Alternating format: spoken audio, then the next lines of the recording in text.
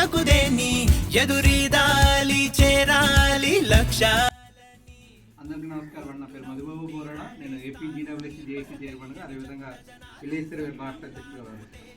ఈరోజు మనం ముందుగా అనుకున్నట్లు ఏదైతే గ్రామ వార్డు ఉద్యోగులు చనిపోయిన వాళ్ళందరికీ భరోసా యాత్ర చేయాలని చెప్పి ముందుగా నిర్ణయించుకున్నాము. దానికి అనుగుణంగా మొట్టమొదటిది మన సీర రాఘవ్ గారు, ఎవరైతే మా విలేశ్వర గారి యొక్క అన్నగారు ఉన్నారో వారు చనిపోవడం జరిగింది. వారి యొక్క కుటుంబానికి మొట్టమొదటిగా రావడం జరిగింది.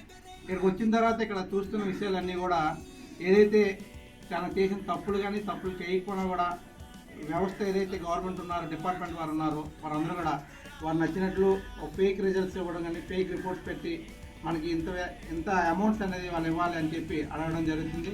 దాదాపు 14 నెలల పాటు తనకి శాలరీ పెట్టకుండా తనకి మనో విధంగా అసలు సూసైడ్ చేసుకునే కారకులు వాళ్ళ అని మాకు ఒక అభిప్రాయం అయితే కలుగుతుంది. దీనిపైన ప్రభుత్వం వారికి మేము నివేదిస్తుంది ఏంటంటే, ప్రభుత్వం వారు తప్పనిసరిగా దీనిపైన ఒక కమిటీ అనేది ఏర్పాటు చేసి అసలు నిజంగా ఏం జరిగింది, ఆ వ్యవస్థలో ఏం జరిగింది, నిజంగా ఒక వ్యక్తి దగ్గర అంత అమౌంట్ అనేది మీరు ఉంచాలంటే ఒక 4 లక్షల రూపాయల దగ్గర ఉన్నప్పుడు వేరే దగ్గరికి ఎలా ట్రాన్స్ఫర్ చేయగలుగుతారు, మరి ఇంకో దగ్గర ఇంకో ట్రాన్స్ఫర్ చేసిన తర్వాత అది కూడా అమౌంట్ కింద చూపించి ఈరోజు చనిపోయిన వ్యక్తి ఫ్యామిలీకి మీరు నోటీసులు ఇచ్చి మీ ఇంత అమౌంట్ పే చేయాలని చెప్పి చెప్పడం ఎంతవరకు హాస్యాస్పదం అన్నది తెలియడం లేదు.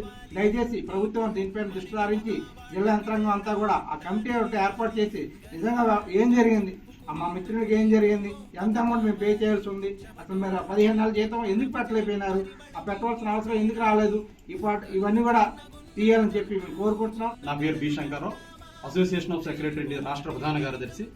మిత్రులారా, ఈరోజు మన మిత్రుడు అగ్రికల్చరిస్ట్ రాఘవ మరణించి సుమారుగా 8 నెలలు అవుతుంది.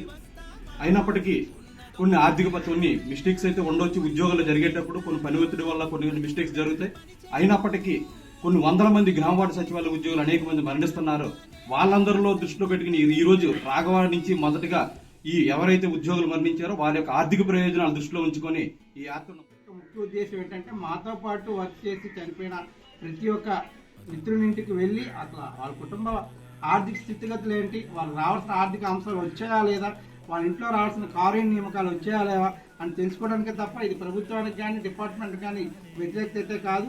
ఎందుకంటే రిప్ అని పెట్టి మన రెస్టింగ్ పీస్ మోడ్లోకి వెళ్లకుండా అసలు స్థితిగతులు ఏంటి, ప్రభుత్వానికి నుంచి రావాల్సిన ఆర్థిక అంశాలు వాళ్ళకి ఎందుకు రావట్లేదు, వస్తే పర్వాలేదు, రాకపోతే రాకపోవడానికి కారణాలు ఏంటి అని చెప్పి వాళ్ళ హెడ్స్ ఎవరైతే ఉంటే వాళ్ళ దగ్గర కూడా మా కమిటీ మెంబర్స్ అందరూ కూడా వెళ్ళి ఈ యాత్ర అనేది 28 జిల్లాలో ఎవరైతే చనిపోయినారో ప్రతి ఒక్క ఇంటికి వెళ్ళడం జరుగుతుంది. ప్రతి ఒక్క ఇంటిని మేము తాగుతాం. ప్రతి ఒక్క ఇంటిలో ఆర్థిక స్థితిగతులు ఏంటో ప్రభుత్వానికి బయటికి మన సచివాలయ ఎంప్లాయీస్ అందరూ కూడా తెలిసేటట్టు చేస్తాం. వారికి రావాల్సిన ఆర్థిక వెసులుబాటు ఏవైతే ఉన్నాయో ప్రభుత్వం నుంచి రావాలి, చనిపోగానే రావాల్సిన అన్నీ కూడా వచ్చేటట్టు చేస్తాం. రేపటి రోజున ఇలాంటి కార్యాచరణ అంటే సూసైడ్ చేసుకున్న థాట్ కానీ లేకపోతే ఇంకేదైనా అధిక ఒత్తిడి వస్తుందని థాట్ రాకుండా వ్యవస్థలో ఇలాంటివి జరగనీయకుండా వాళ్ళందరూ కూడా అండగా నిల్చోవాలని కాన్సెప్ట్తోనే యాత్ర అనేది మొదలుపెట్టడం జరిగింది. దయచేసి ప్రతి గ్రామ వార్డు సచివాలయ ఉద్యోగి కూడా దీన్ని సపోర్ట్ చేయండి.